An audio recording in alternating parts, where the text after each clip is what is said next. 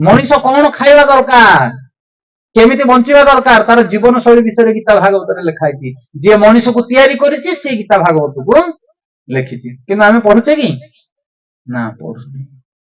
ମଣିଷ କେତେ ସମୟ ଶୋଇବା ଦରକାର, ଉଠୁ ଉଠୁ କଣ କରିବା ଦରକାର, ସନ୍ଧ୍ୟା ସମୟରେ କଣ କରିବା ଦରକାର, କଣ ଖାଇବ, କେମିତି ଶୋଇବ, କେମିତି ଚାଲ ବୁଲ ଚାଲିଚଳନ, ସବୁ କିଛି ମଣିଷର ତାର ରୀତି ନିବାଜ ଅନୁସାରେ ହେବା ଦରକାର। ଆମେ ସେସବୁ କରୁନି, ଯାହା ପାଇଲେ ତାହା ଖାଉଛେ। ଫାଷ୍ଟ ଫୁଡ କିଏ ନ ଖାଉଛି ହାତ ଉଠେଇଲ। ଫାଷ୍ଟ ଫୁଡ କଣ, ସେ ଫାଷ୍ଟ ଫୁଡରେ ଅଛି କଚରା ଜିନିଷ, ତାକୁ ଖାଇକି ଆମେ ମାନେ ବିମାରୀ।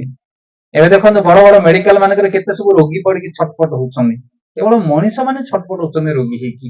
ଏ ଗାଈ ବଳଦ ଗଧ ଘୁଷୁରୀ ଏମାନେ ଯାଉଛନ୍ତି ମେଡିକାଲ ନା, ତାଙ୍କୁ ବେମାର ନାହିଁ, ବ୍ଲଡ ପ୍ରେସର ଡାଇବେଟିସ ଏସବୁ ତାଙ୍କୁ ନାହିଁ। କାହିଁକି?